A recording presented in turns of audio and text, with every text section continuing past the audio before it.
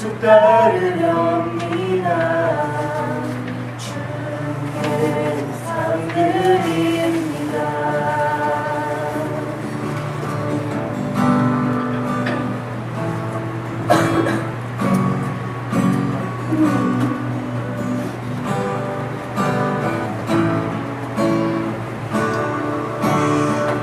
오직 주의 사랑에 내 영 기뻐 노래합니다. 이 소망의 언덕 기쁨의 땅에서 주께 사랑드립니다. 오직 주의 임재 안에 갇혀 내 영 기뻐 찬양합니다. 이 소명의 언덕 거룩한 땅에서 주께 예배드립니다. 주께서 주신 모든 은혜 나는 말할 수 없네. 내 영혼 즐거이 주 따르렵니다. 주께 삶드립니다. 주께서 주신 모든 은혜 나는 말할 수 없네. 내 영혼 즐거이 주 따르렵니다. 주께 삶드립니다. 네.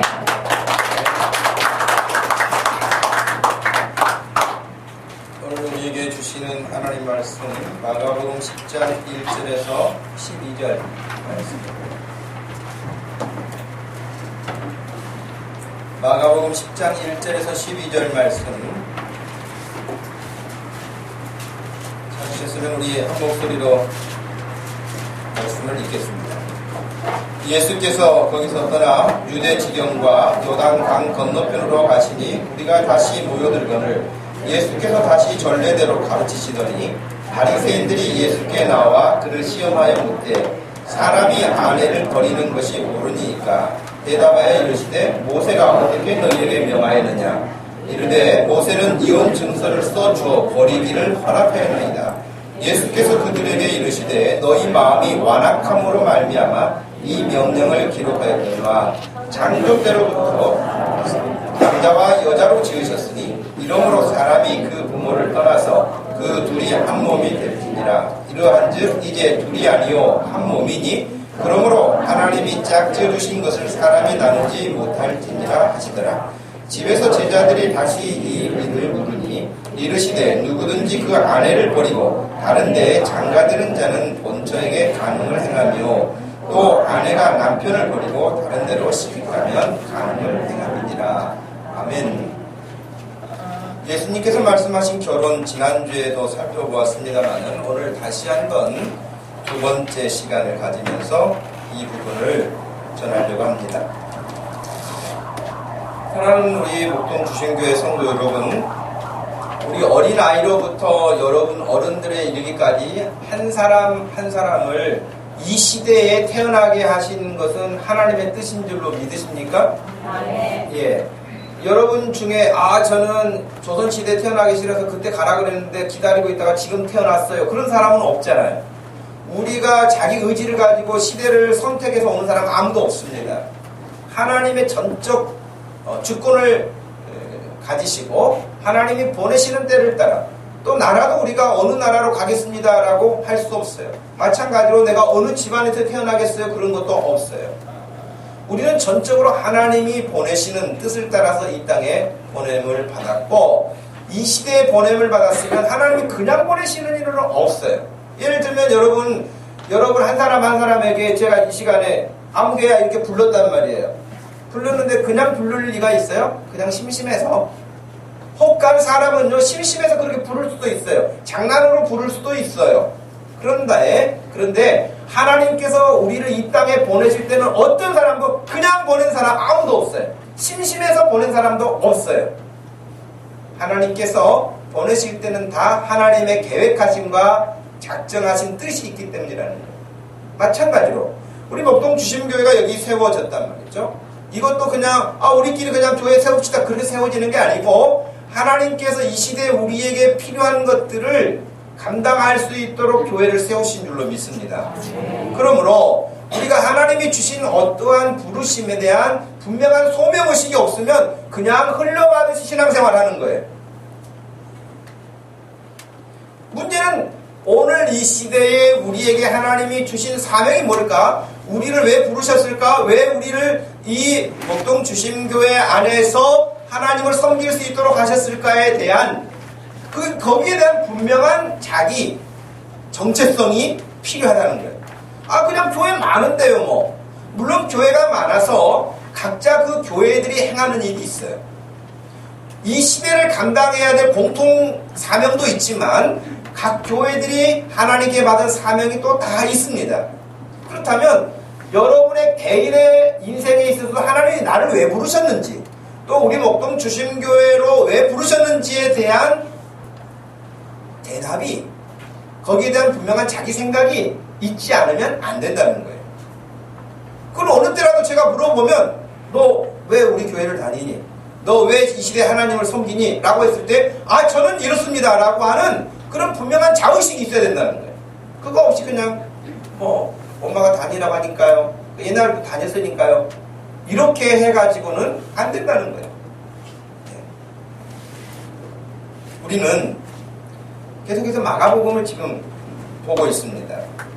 마가복음이라고 하는 이 성경을 보면서 예수님이 누구신지, 예수님은 무엇을 하셨는지, 예수님은 그걸 왜 하셨는지, 예수님의 그와 같은 일들에 대한 사람들의 반응은 무엇이었는지, 그리고 2000년이 지난 이 시대에 우리가 이 말씀을 여전히 보고 있으면서 무슨 상관이 있는가? 2000년 전 우리나라에서 일어난 일도 아니고요. 우리 할아버지에게서 일어난 일이 아니에요. 2000년 전 팔레스틴 지역에서 일어난 일이에요.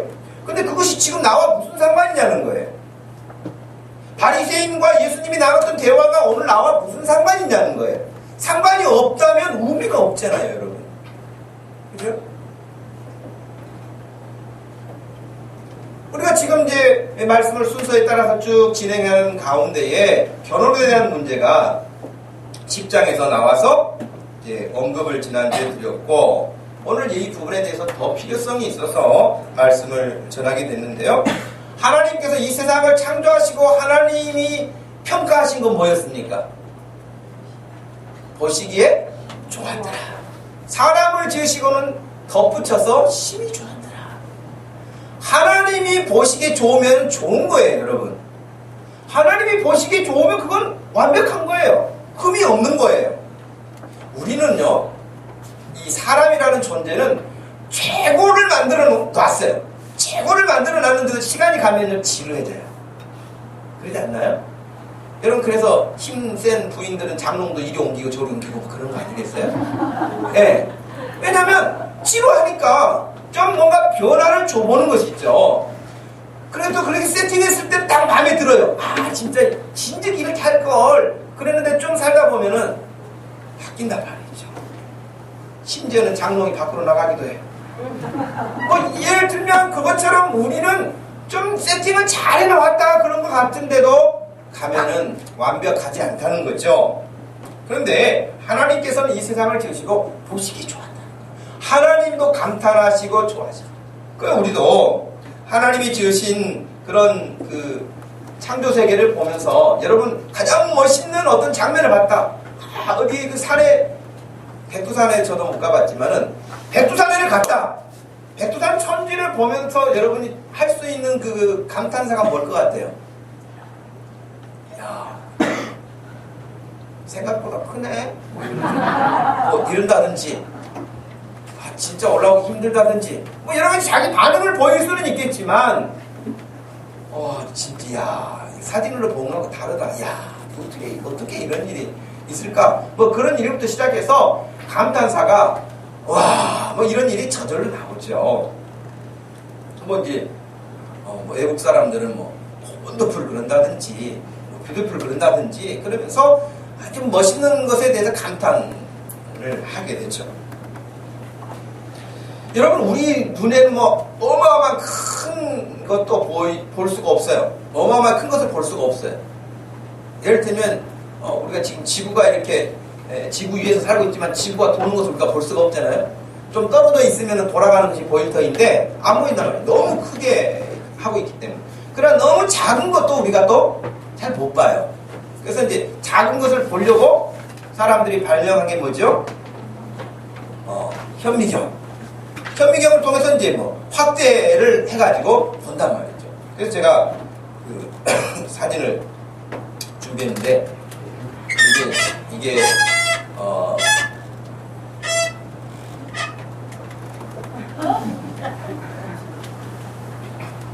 컴퓨터로 보는 것처럼 선명하지는 않지만 여러분 뭐처럼 보이죠? 네. 위에 눈썹이 있으니까 금방 눈으로 아마 알지 않았을까 그런 생각이 들어요. 이게 사람의 눈을요 1000배를 확대해가지고 찍어놓은 사진이에요. 근데 이게 얼마나 세밀한지 이렇게 사진 찍은 사람이 있는데 아르메니아 주립대학에서 양자 카오스 이론을 전공해서 공적을 인정받아가지고요 그 공적으로 말하면 대통령상까지 받은 사람이에요. 이 눈은 누구 눈 같아요? 지금 앞에 보았던 눈들은 사람 눈이고요. 사람 눈이 아니에요.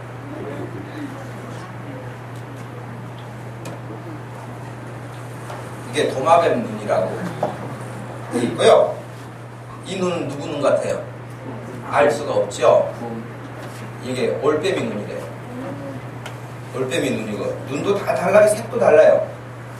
이 눈은 무슨 눈 같아요? 예, 뱀 종류는 뱀 종류 같죠. 악어의 눈이에요. 악어의 눈. 예, 그렇게 되겠죠. 자, 이렇게 그 마이크로 세계라고 하는 이런 부분들을 전문적으로 아까 말씀드린 멘벨리안이라고 하는 사람이 찍어서 사람들이 새로운 세계를 또 보게 됐죠. 이 마이크로 세계 우리 눈에는 별거 아닌 것 같은데 엄청난 일들이 있다는 거예요. 그래서 늘 세계적으로 이렇게 미세한 부분들을 찍어서 사진을 전시하고 콘테스트를 하는 일들이 있죠. 여러분 이것은 크리스마스 추리가 아니에요. 생쥐 있잖아요. 생쥐 신경세포들이 연결되어 있는 것을 이제 형광 처리를 해가지고 이렇게 찍은 사진이란 말이에요. 근데 이게 꼭 크리스마스 추리처럼 보이잖아요. 얼마나 세밀한지 하고 들어가 보면 우리가 상상할 수 없는 정도까지 아주 세밀하다는 거예요. 그런 일이 저절로 일어났을까요? 그렇지 않다는 거예요. 이런 모든 일들에 대해서 하나님께서 우리가 알 수 없는 방식으로 창조하시고 하나님께서 그 일들을 지금도 보존하시고 그 일들을 우리에게 보게 하셨을 때 우리는 그저 감탄할 수밖에 없는 것이죠. 그런데 여러분 하나님이 지으신 세계는 참 아름답단 말이죠. 이게 작은 미세한 세계를 보아서 그렇지 바다 깊은 것도 그렇고 우주로 나가도 그렇고 감탄하지 않을 곳이 하나도 없는 그런데 이런 아름다운 하나님의 세계를 망가지게 한 것이 죄예요. 망가지게 한 게 죄라고. 죄는 좋은 것을 다 안 좋게 만드는 습성이 있어요. 여러분도 여러분 하나님이 지으실 때 기분 나쁘게 지으셨을까요? 여러분들은 하나님이 저는 좀 마음 안 드실 때 기분이 안 좋을 때 만드셨는가 봐요. 저도 얼굴이 마음에 안 들어요. 그런 사람 있어요? 그런 사람은 자존감이 낮은 사람이에요. 다 개성이 있죠. 사람들 생각할 때는 뭐 팔등신이다 뭐 별 말을 다 붙이면서 미모를 말하지만 뭐 그렇게 예쁘기도 하죠. 예쁘기도 하지만 어떤 사람도 못생긴 사람은 하나님 앞에 없어요. 사람들이 보는 눈의 관점이 다를 뿐이죠. 그러니 여러분 자신에 대해서도 하나님이 가장 멋있게 예쁘게 그렇게 지으신 줄로 확신하시기를 바랍니다. 거울 앞에서 물어볼 거 없어요. 누가 예쁘니 그럼 물어볼 것도 없어요. 그냥 여러분이 예쁜 거예요. 예, 뭐 거울아 뭐 그렇게 뭐가 있습니까? 여러분은 다 하나님이 지으신 특별한 걸작품과 같은 그런 존재들이에요. 그리고 여러분 몸 하나가 가동되는데 여러분 얼마나 하나님의 세밀한 것들이 지금 다 작동하고 있습니까? 여러분 지금 그 눈에 보이지 않지만 작은 뇌신경 하나만 차단돼도요 여러분 정상적인 생활을 못합니다. 우리 혈액이 팍 움직이고 있는데 뇌세포 주변에서 움직이는 혈관 하나가 터져도요 뇌졸중이 옵니다. 그래서 쓰러져요 여러분. 쓰러질 뿐만 아니라 기억력도 없어져요. 말도 못하게 돼요. 그 세밀한 거 하나만 에러가 나도. 그런데 여러분 몸이 정상 가동돼가지고 지금 이 시간에 여기 와 있다는 것은 날마다 기적인 줄로 믿으시길 바랍니다. 날마다 기적이에요. 매 순간 기적이에요. 그런데 원망하고 불평하고 짜증내고 아주 못된 사람들이에요. 짜증내는 여러분 자신을 보고 너 왜 그렇게 못됐니? 그렇게 생각해야 돼요. 왜? 하나님이 여러분을 보존하기 위해서 하나님이 얼마나 세밀하게 은혜를 베푸시고 간섭하시는데 그 하나님에 대해서 감사가 없이 불평하고 원망하고 투덜대는 것, 그건 하나님이 주신 마음도 아니에요. 그런 마음이 오거든 썩 물러가라 물리치시기를 바랍니다. 여러분 밝게 감사하게 기쁘게 즐겁게 반갑게 그렇게 우리가 서로를 만나고 우리가 특별히 예수 그리스도 안에서 우리가 사도신경으로 신앙 고백한 것처럼 성도가 서로 교통하며 그런 것처럼 서로 관계로 이렇게 만나면 더 즐겁고 복되고 그래야지. 혹시 누가 나 아는 척 할까봐 그냥 고개 숙이고 모른 척하고 간첩처럼 왔다가 도망가려고 그런 마음은 우리에게 합당한 마음이 아니잖아요. 그런데 지금 우리가 보고 있는 이 마가복음에만 봐도요 바리새인들은 하나님이 지으신 세계에서 감사가 없어요. 그들은 예수님을 만나도 감사가 없어요. 감사가 없고 계속해서 예수님에게 시비만 걸어요. 진짜 해서는 안 될 일이에요. 예수님 앞에 와가지고도 맨날 시비만 건다고요. 시험하고 어떻게 하나 보자 그렇게 하고요. 못된 마음이잖아요. 여러분 집에서든지 교회에서든지 어디서든지 옆에 사람이 뭔가를 하려고 할 때에 그 사람이 하고자 하는 일을 잘 되게 할 수 있도록 돕는 자가 되시기를 바랍니다. 어떻게 하나 보자 그러지 마세요. 그러니까 예배 드리는 이런 이 시간에도 하나님께 예배를 최상으로 드릴 수 있도록 서로가 마음을 써주는 거. 내가 만약에 딴짓하고 내가 졸고 내가 헛생각하게 빠져있으면 나만 그런 게 아니라 옆에 사람에게도 영향을 주게 되잖아요. 그러니 내가 하나님 앞에 예배를 잘 드려서 옆에 사람이 나를 보고 은혜를 받을 수 있는 그런 예배자가 되는 것도 얼마나 귀합니까? 그래서 이 바리새인들은 계속해서 마가복음 8장 11절에도 보니까 바리새인들이 예수님 앞에 나와서 예수님을 신란하며 그를 시험하여 하늘로부터 당신이 왔다는 표적을 보여봐라, 기적을 보여봐라, 이런 못된 소리를 한다는 말이죠. 우리가 읽었던 마가복음 10장 2절 말씀에서도 또 예수님을 시험하여 말하기를 아내를 버리는 것이 어떻습니까? 옳습니까? 옳지 않습니까? 이런 식으로. 여러분, 아내를 버리는 것이 옳은 일입니까? 말 같지도 않은 질문을 한단 말이지. 그것도 예수님을 시험하려고. 너무나 당연한 일들, 해서는 안 될 일들, 해야 할 일들을 알면서도 예수님을 시험하려고 딴청 피우면서 그렇게 시험하는 말을 하는 것은 아주 악한 것이죠. 어떤 날은 예수님 앞에 와가지고 세금을 바치는 것이 옳습니까? 바치지 않는 게 좋습니까? 예수님을 올무에 걸려고 하는 거예요. 세금 바치지 말라 그러면은 우리가 로마 시민인데 왜 세금을 바치지 않냐? 이 나라를 인정하지 않는다 그래가지고 정치적으로 예수님을 곤란하게 하려고 하고요. 세금을 바치라고 하면 또 예수님이 아니 하나님의 백성이라고 그러면서 왜 세상 나라에 세금을 바치게 합니까? 이런 식으로 예수님을 곤란하게 만들고자 하는 그런 의도를 가지고 와서 그렇게 물어보는 거란 말이에요. 그 마음이 얼마나 나빠요. 여러분이 좋은 마음을 가지면 어떤 때는요 속기도 해요. 여러분 진짜 손해도 봅니다. 그러나 그렇다고 해서 여러분 마음을 나도 더 이상 속지는 않아야 되겠어, 나도 악하게 해야 되겠어, 나도 거짓말 좀 하면서 살아야 되겠어, 그런 사람이 되면 여러분도 같이 망하는 거잖아요. 차라리 손해보는 게 낫죠. 하나님의 말씀대로 사는 게 낫죠. 그죠?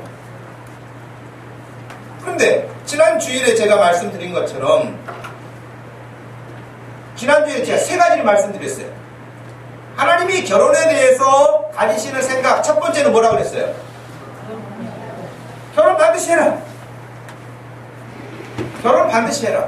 독신의 은사는 하나님이 특별하게 주시는 경우가 아니면 독신의 은사는 없어요, 여러분. 그러니 결혼. 저는 거기 덧붙여서 결혼 우리 청년들 가능하면 빨리 해라. 빨리 우리 청년들 찬영이 은영이 미림이 길이 다 결혼 늦게 할 생각 아예 하지 마라. 30 넘기기 전에 해야겠다 생각을 하세요. 할렐루야.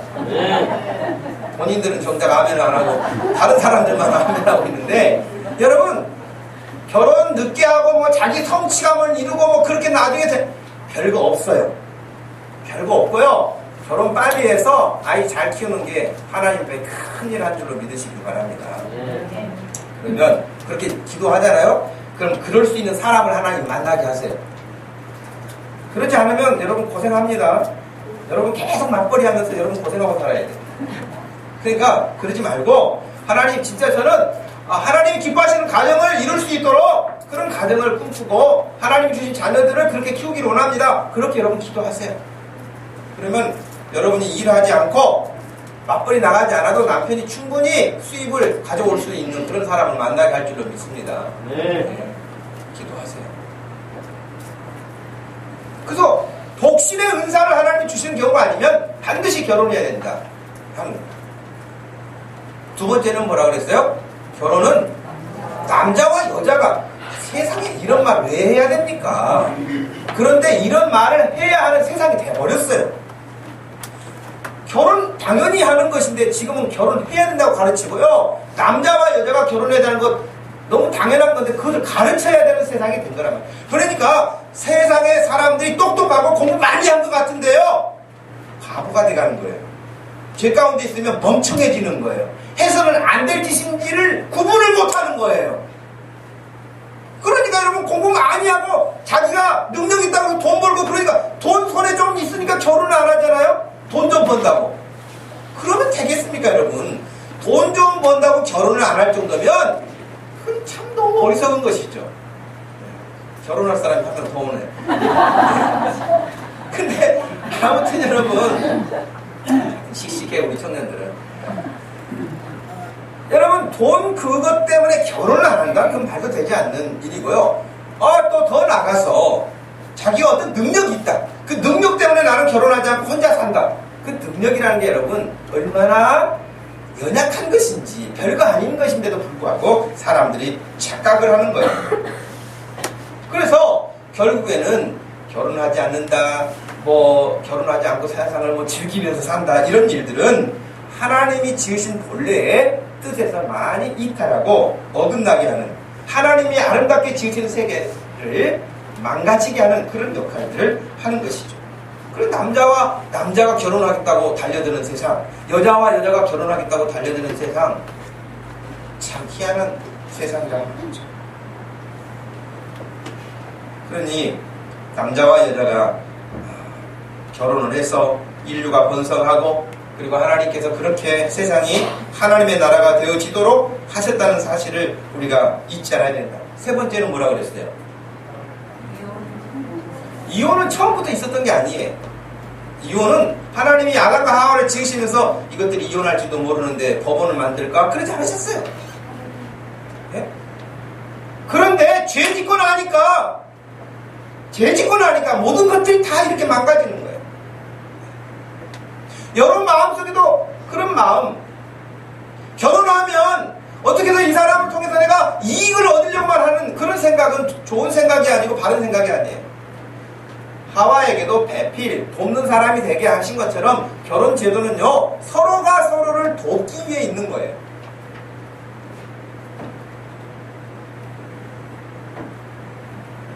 결혼을 해서 하나님의 거룩함을 배워가는 거예요. 여러분 혼자 살면 절대 알 수 없는 일들이 많아요.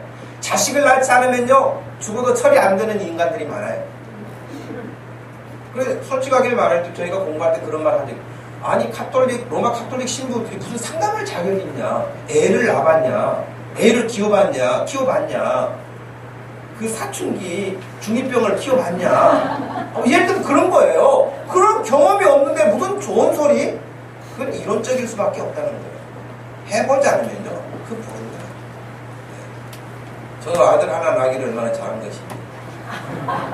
그냥 딸을 낳지 못한 것이 좀 아쉽기는 해요. 딸도 한번 길러봐야 딸 세계를 또 이해를 좀 할 텐데, 딸 세계는 잘 모르겠어요. 어찌됐든 간에.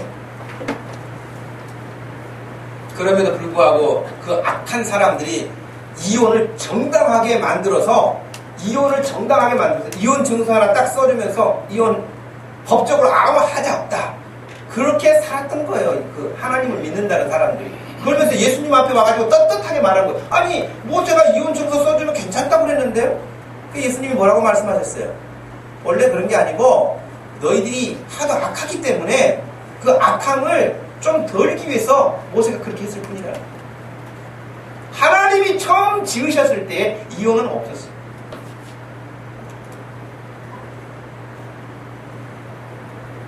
여러분 우리는 결혼을 통해서요. 왜 하나님께서 결혼을 통해서 하나님의 나라를 이루게 하셨는가? 저는 제 개인적으로는 그런 생각이 들어요. 사람이 결혼을 해봐야 철도 들고요. 애를 키워봐야 열나는 애를 들쳐매고 병원을 뛰어가봐야 조금 사람이 철든다니까요. 애가 한 번도 안 아프고 씩씩하게 잘 크잖아요. 그 엄마가 아빠는 별로 어른스럽지 못해요.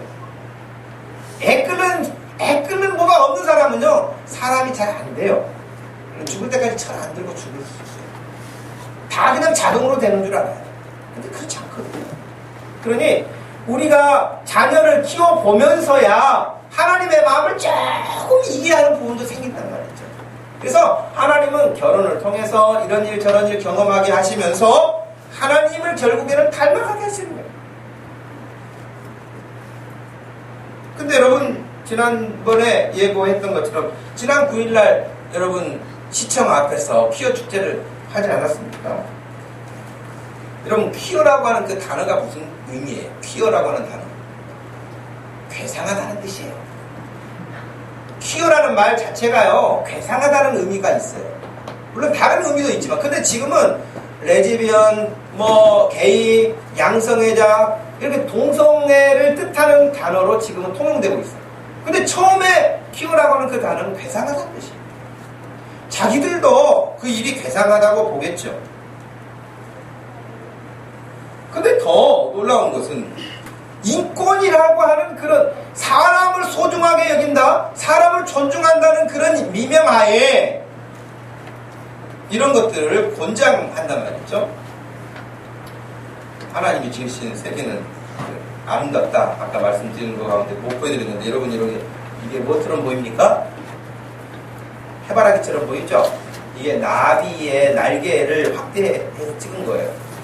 얼마나 세밀한지 여러분 놀랍죠? 누가 저 원 안에 저렇게 촘촘하게 저렇게 할 수 있겠어요? 나비 그냥 날아다니는 거 아니에요, 여러분. 대단한 일들이 그 안에 숨겨져 있죠. 보기만 해도 예쁘죠? 이 여자 문경란이라는 여자인데 서울시 인권위원장이에요, 이 여자가. 그런데 지난 9일 16회 퀴어 문화축제에 나와서 뭐라고 말을 했냐면 성소수자들을 반대하는 혐오 세력들은 사실을 왜곡하고 차별을 정당화하는 폭력과 범죄를 중단해야 된다. 이런 넉빠진 소리를 했어요. 그러니까 예를 들면 우리처럼 하나님 말씀에 맞지 않다 그거 이런 이야기하는 것을 우리가 성소수자들을 핍박한다는 거예요. 그러면서 그것은 폭력과 범죄 행위이기 때문에 그 즉각 중단돼야 된다. 서울시 인권위원장이라고 하는 이 여자가 하는 말입니다.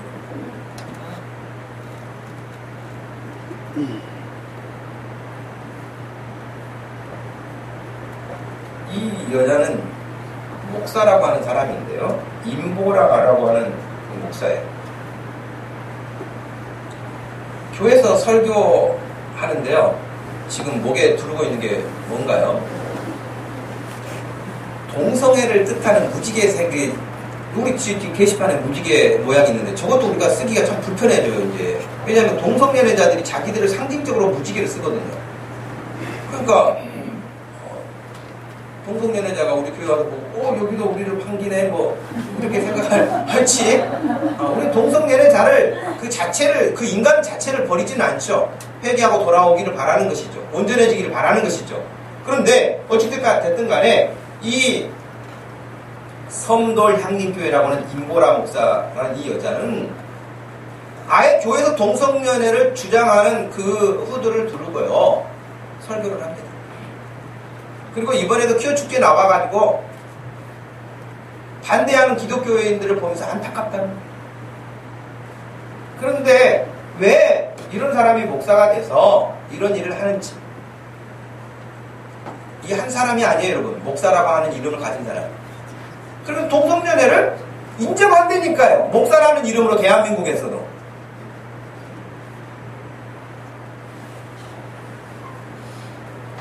호주 시드니 동성연애 축제에 일본인들이 같이 가가지고 참가하는 그런 장면인데,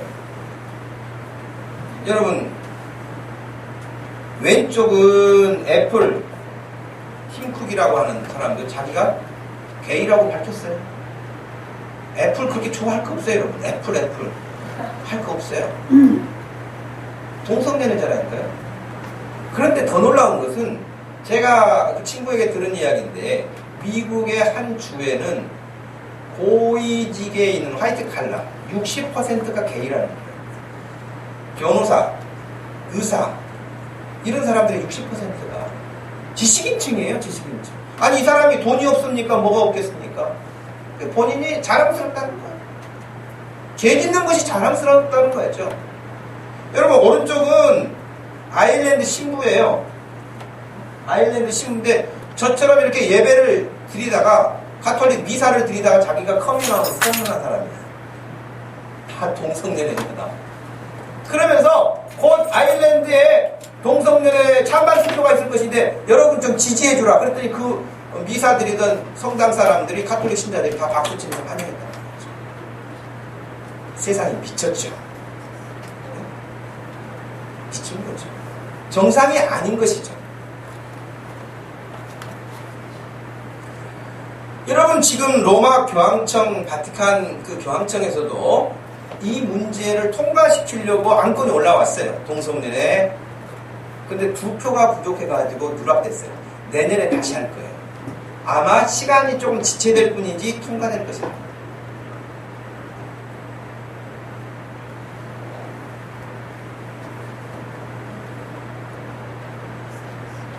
오늘 우리가 이 결혼에 대한 문제에 대해서 심각하게 생각하지 않으면 안 되는 것은 결혼만의 문제가 아니라 계속해서 하나님의 말씀을 어긋나게 하는, 하나님을 거역하는 일들이 이제 버젓이 드러내놓고 도전해 온다는 거죠. 오늘 설교의 핵심은 다른 게 아니에요. 하나님이 지으셨던 그 본래의 결혼 제도로 돌아가고 그것을 지키고 거기서 떠나지 말라는 거예요. 저는 그래서 여러분에게 예배 드릴 때도 여러 번 제가 간섭한 것처럼 말씀을 드리는 이유는 뭐냐면, 예배도 하나님께 본래 예배 드리는 태도가 있다는 거예요. 내 마음대로 하는 게 아니에요, 예배가. 찬송할 때도 내 마음대로 하는 게 아니에요. 하나님이 우리에게 본래 예배의 정신을 가르쳐 준 게 있단 말이에요. 거기에 합당하게 하라는 거예요. 근데 사람들이 가면 갈수록 내 마음대로 한다는 거예요. 여러분, 성경에서 내 마음대로 살겠다고 하는 사람들이 누굽니까? 사사시대예요. 사사시대. 각자 자기 소견에 오른 대로 사는 거예요. 죄 짓고. 자기 마음대로 살 테니까 간섭하지 말라는 거예요. 그건 여러분 바람직한 일이 아니에요. 그럼 마태복음 19장에서도 이 부분, 우리가 읽었던 이 부분을 똑같이 말씀하고 있는데 8절 말씀에 그렇게 말씀하셨거든요. 예수께서 이르시되 모세가 너희 마음의 완악함 때문에 아내 버림을 허락하였거니와 본래는 그렇지 아니하니라. 본래는 그렇지 아니하니라.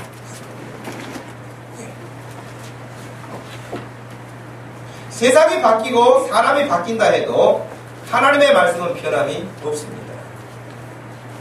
결혼이라는 제도를 통해서 하나님의 나라를 이루어가도록 작정하시고 남자와 여자를 지으셔서 가정을 이루게 하셨다고 하는 것은 우리가 창세기 1장에서 이미 읽었습니다. 근데 거기서도 우리가 잊지 말아야 될 것은 하나님이 결혼 제도를 통해서 정복하고 다스리라고, 이 세상을 다스리라고 말씀하셨거든요. 마찬가지로 하나님을 거역하는 이 세상을, 이 시대에 사는 우리 그리스도인들이, 그리고 더 나아가서 우리 교회가 하나님의 나라가 세워져 가는 그 일들을 방해하고 거짓을 선포하고 악한 죄악을 조장하는 것들을 다스려가야 될 줄로 믿습니다. 다스려가야 돼요. 그러려면 내 자신이 먼저 그런 사람이 되어야 할 것이고, 내 주변에 그런 사람들이 생겼을 때 어떤 것이 옳고 그른지에 대해서 말해줄 수 있는 정도는 돼야 된다는 것이에요. 그 일을 위해서 우리를 예수 믿게 하시고 우리를 이 시대에 태어나게 하시고 우리 교회를 이루게 하시는 하나님의 소명이 있어요. 하나님께서 우리에게 주신 소명이 있단 말이죠. 이런 사실들에 대해서 우리가 잊지 말아요. 제가 그래서 오늘 한 가지 더 말씀을 드리려고 하는데, 물론 이제 로마 가톨릭 교회에서도요, 이 동성애에 대한 심각한 부분들을 이야기하면서 맞지 않다라고 2357항에서는 그랬는데 2358항에는 어떤 이유에서도 그들을 무시해서는 안 된다 하면서 약간 열어놓았어요. 아까 말씀드린 것처럼 결국 그들도 이 법이 통과되겠죠. 제가 지난번에도 한번 말씀드린 것 같지만 그 영상에 대한 부분을 제가 잠깐 보려고 그래요. 여러분 결국에 어떻게 됐는지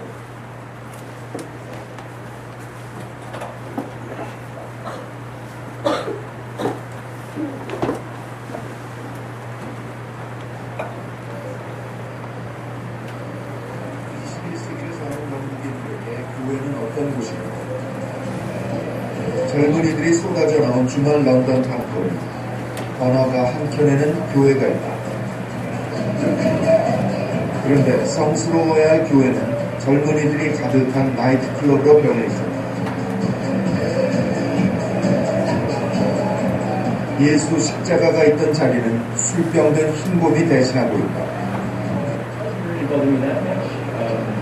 I mean, the building's deconsecrated, before it's changed into a Presbyterian church. I'm a Catholic.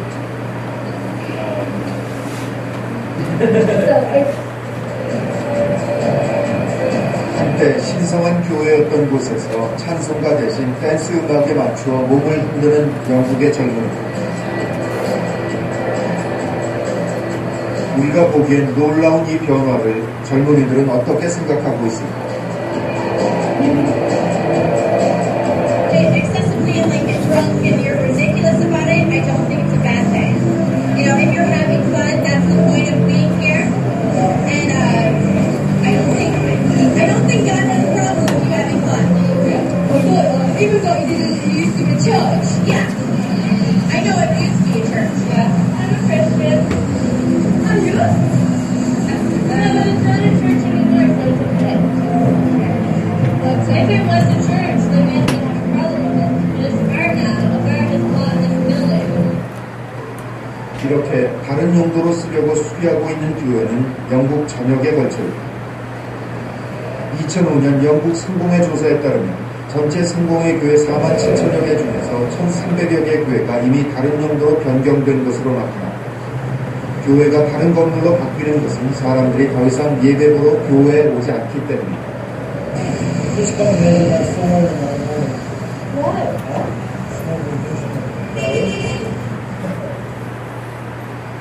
교회 간판이 아직 남아있는 한 건물. 그 안에는 남자들 여럿이 모여들고 있다.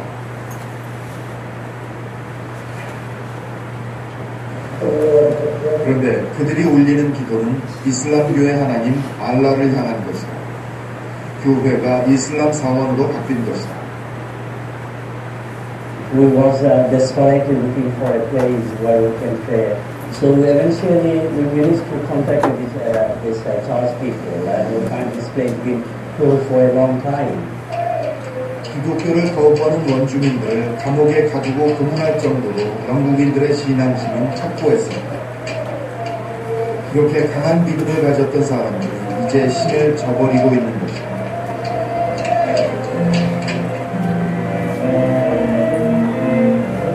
평범한 주택가에 있는 교회.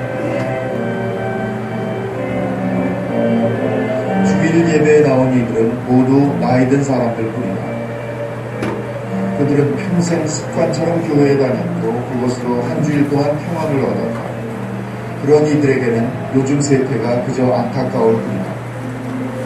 I think it's sad that they don't. I don't realise. People take them out horse riding, play tennis, typically football.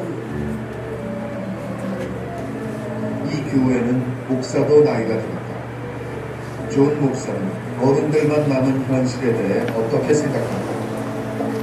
It's a very difficult question to answer. I had spent 40 years in ministry trying to answer that question and have failed. So it is the biggest question you could ask. 더 이상 교회를 찾지 않는 젊은이들은 어디로 간 것인가? 샤머니즘은 영국의 젊은이들에게 매력적인 대안이 되고 있다. 평범해 보이는 한 가정집 마당에서 특별한 의식이 시작된다. Today we're going to do a small ceremony to awaken the spirit of the land, the spirit of England, this part of England.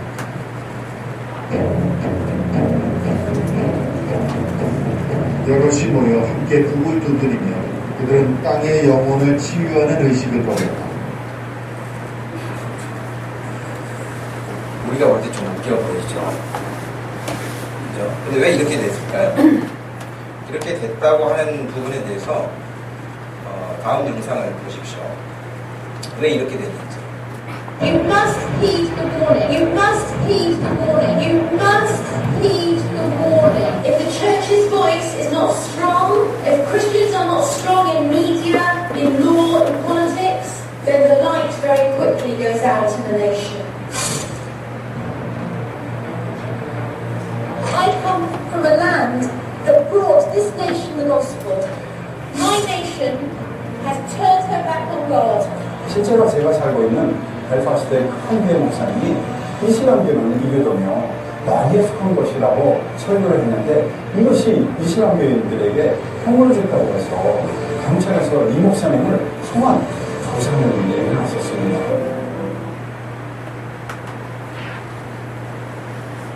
Yes. Well, it may seem very surprising, but England has moved very rapidly away from her Christian roots in the parliamentary systems and the judicial systems. And so what we've seen, and particularly with the legalisation or the recognition of homosexual partnerships, or around the issue of saying that these are rights, what we've seen is that Christians, just for living out their faith and speaking out their faith, find themselves in trouble. Find themselves losing their jobs because they cannot do certain things, they cannot facilitate homosexual practice, so they lose their jobs. And so as a result of this, and other things, so Christian unions being removed from student unions, and in the belly of that, what I began to see in the mid-1990s was a huge liberalisation of the law with regard to the protection of life, to the protection of the unborn child, sexual liberation, but really sexual slavery, but increase in biotech technologies, IVF-type technologies which made it possible for anyone to have a child, and then moving into the wholesale redefinition of marriage, which isn't just about the redefinition of marriage or giving rights to homosexuals, it's about the obliteration of family. It's about the abolition of civilization in your nation. because God's model for life and for freedom and for family, for the flourishing of all, for those who believe and those who do not believe, is this model of a man and a woman leaving their families, cleaving to one another and having children within that construct. And of course in the 1980s that really was we still weren't into the era of rights. That was really, the change was very rapid. And I would say that from when you enshrine rights, human rights legislation, to then enshrining, to then approving homosexuality in law, protecting it, which is what civil partnerships does. You now say this is an approved act, and it's about the act. Once you do that, I would say we had 10 years, but it's taken 10 years to lose almost all our social actors. I would say South Korea does it, but it's going to be even more rapid because the world is getting faster and faster, and the changes happen faster and faster. But we have to remember that it has an impact way beyond just marriage. It has an impact on children, because then comes the push to have children, which is very strong, because now you can have children because it's possible, because you can have them by way of donor sperm, you can have them by way of surrogacy, you can have them by way of fostering and adoption. So suddenly everything becomes possible. Every family, there's a possibility for every kind of family, and so this is also the wholesale redefinition of what life is. And it commoditizes children. You kind of hire a womb, you select a sperm donor, this kind of going, and then you deliberately deprive a child of a mother or a father. So all of this happens once you legislate in this direction. Yes, I think it's more than just the Equality Act. I mean, I think there are a lot. I think its key points will be 1967, the Abortion Act. So you don't protect the unborn child. The unborn child does not have personhood. First, 1978, first test tube baby, the possibility of creating babies out with the act of sexual union.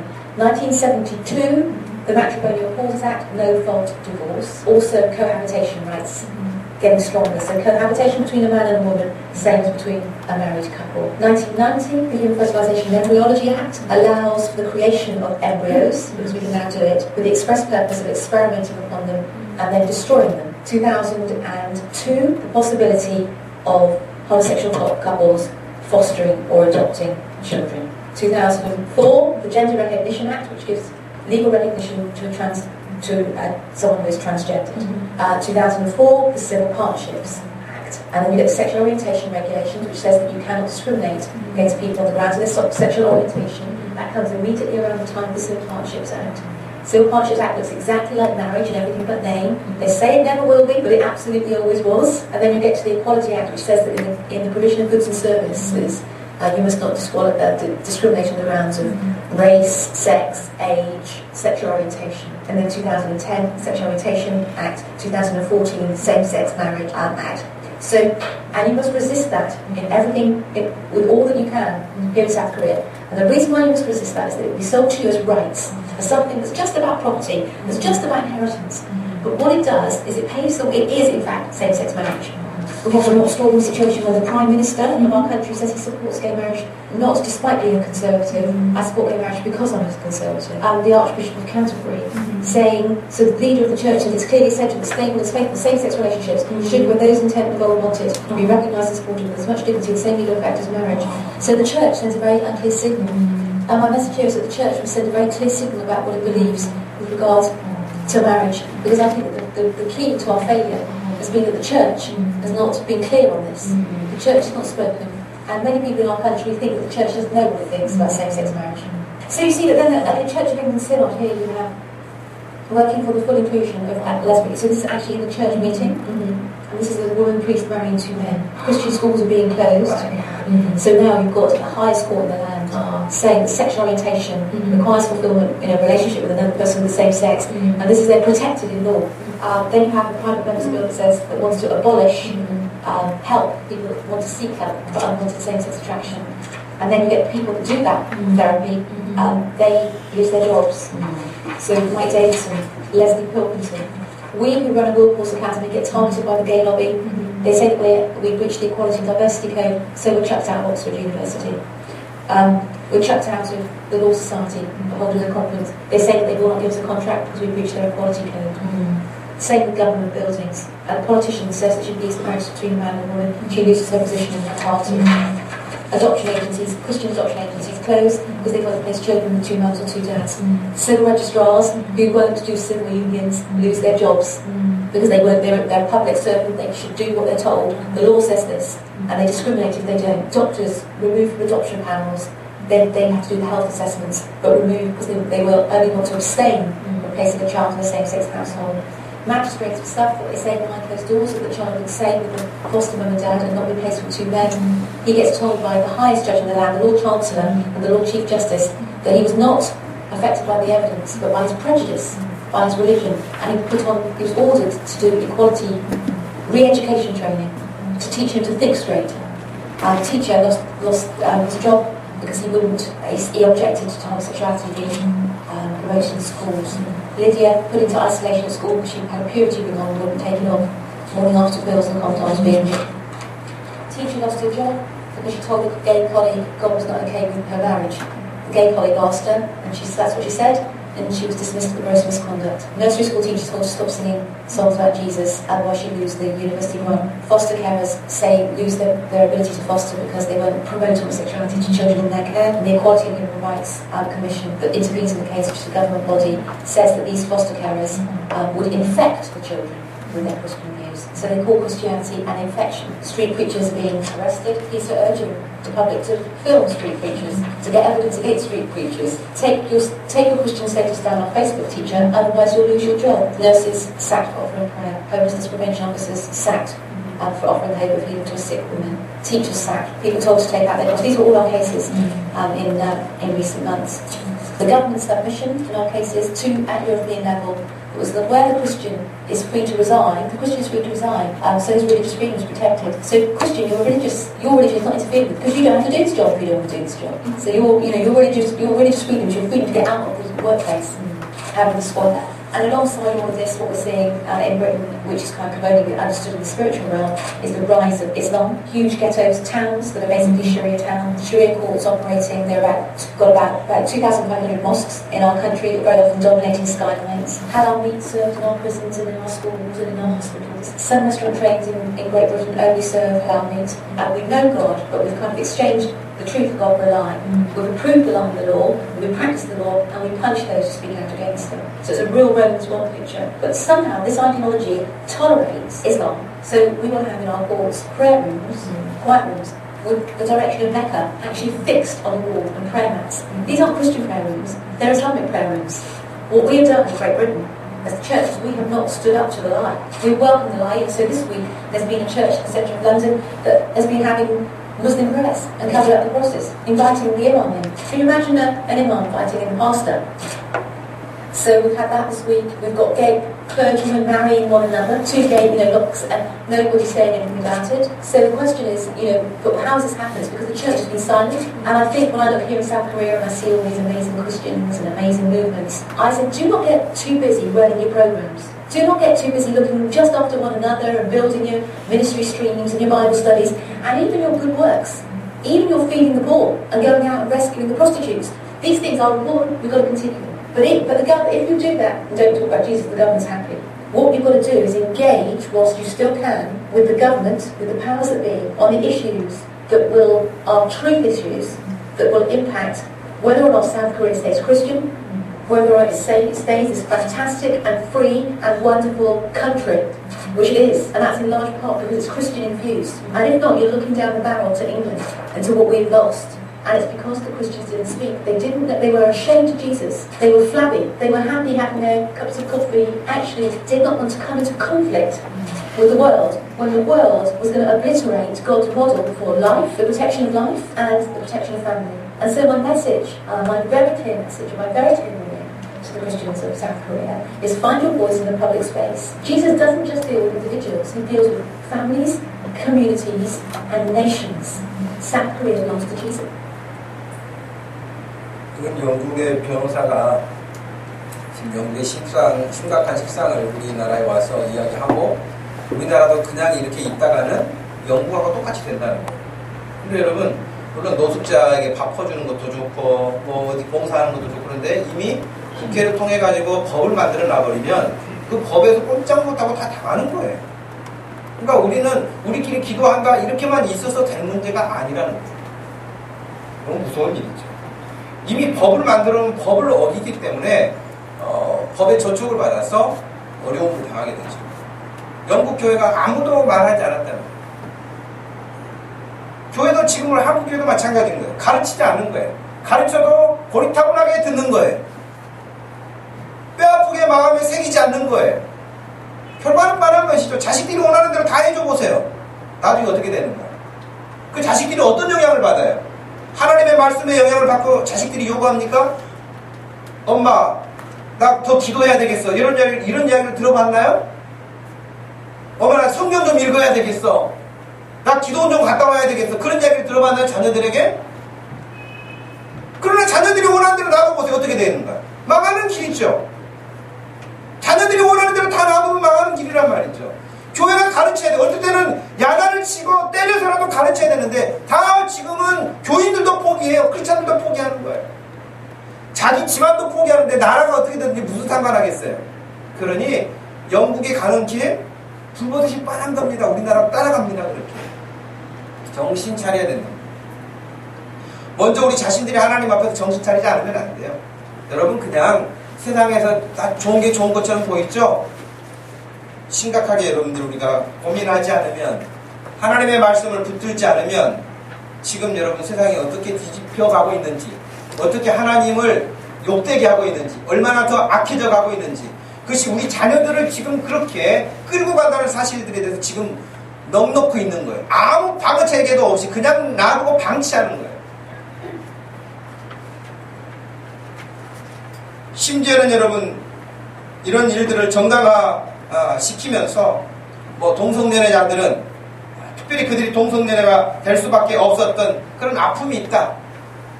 그들이 가지고 있는 세포는 우리하고 뭐 DNA가 달아서 그런다. 뭐 이런 이야기까지 합니다.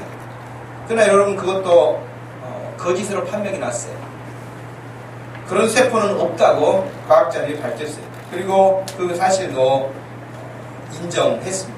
그럼에도 불구하고 사람들은 계속해서 지금까지 그 일들을 계속해 오는데, 부산대 길온평 교수가 동성애가 선천적인가, 그런 DNA가 따로 있는가 라고 하는 부분을 이야기하면서 1993년도 동성애자인 미국의 딘 해머라고 하는 박사가 과학 전문 사이언스에 발표를 하기를 114명의 동성연애자들을 연구를 해봤더니 그 가계에 흐르는 DNA 가운데 XQ28번이라고 하는 염색체에 문제가 있어서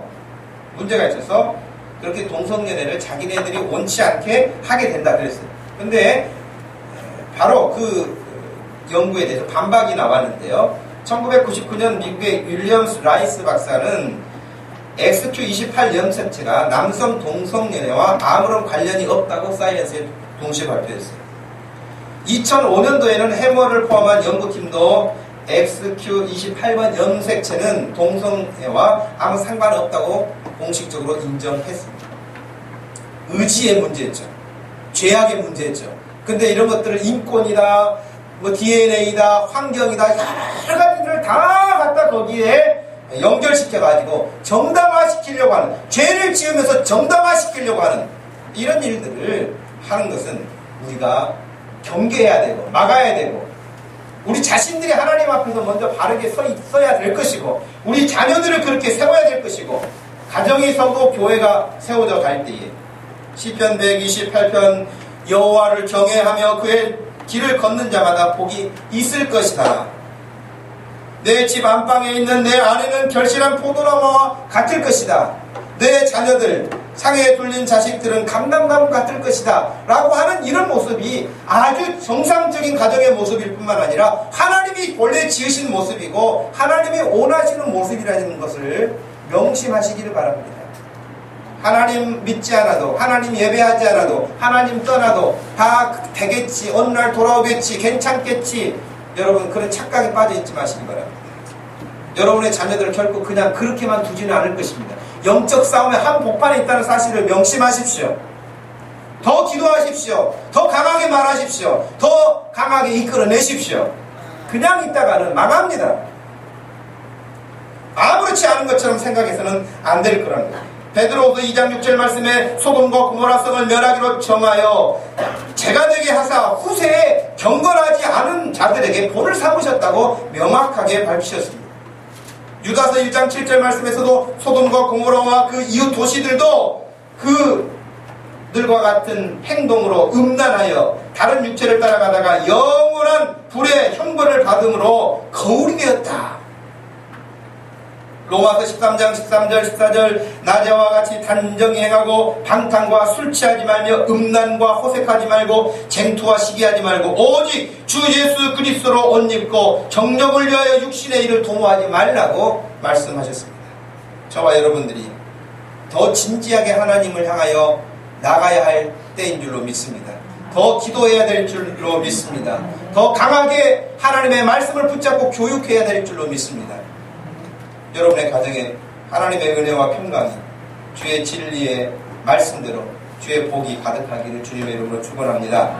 하나님 아버지 고맙고 감사합니다. 날이 가면 갈수록 세상은 어두워져가고 하나님을 거역하는 것을 당연히 여길 뿐만 아니라 공식적인 법을 제정하여서 이제 하나님을 말하는 것조차도 입을 봉쇄하려고 하는 이런 악한 세력들이 야금야금 들어오는데도 불구하고 우리는 아무런 대책도 없이 세상이 지금 어떻게 가고 있는지 분별력도 없이 내 자녀가 어떻게 되어가고 있는지에 대한 아무런 대책도 없이 손을 놓고 있는 그런 무기력한 그리스도인, 그런 무기력한 부모가 되지 않도록 이 시간도 주의 성령께서 우리를 붙들어 주시고 성령께서 우리 자녀들에게 임하여 주셔서 이끌어내 주시옵소서.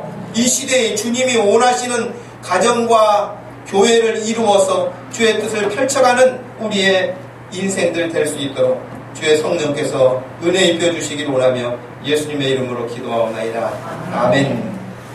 다 같이 자리에서 일어나셔서 348장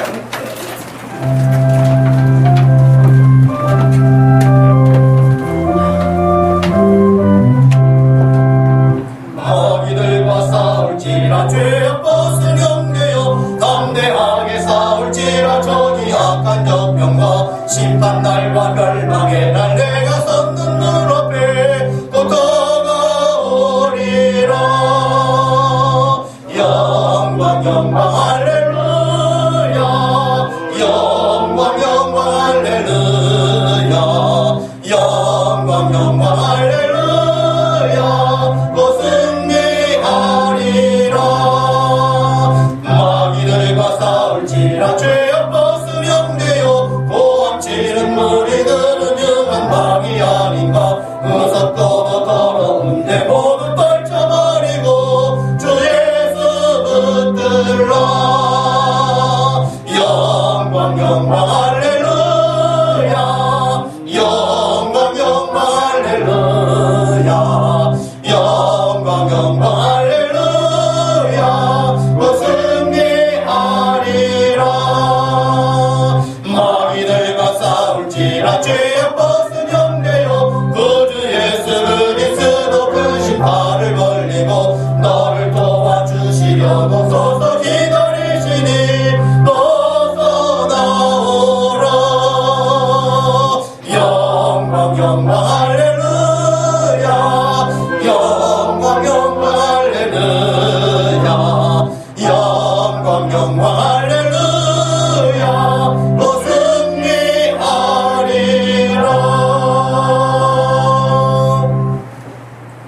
지금은 우리 주 예수 그리스도의 구속의 은혜와 우리 하나님 아버지의 오래 참으시는 그 큰 사랑과 성령 하나님의 위로 교통하심이 말씀을 들을 때마다 그 말씀 붙들고 승리하기 원하는 사랑하는 모든 성도들과 가정과 자녀들 머리머리 위에 지금부터 영원토록 함께 계실지어다. 아멘.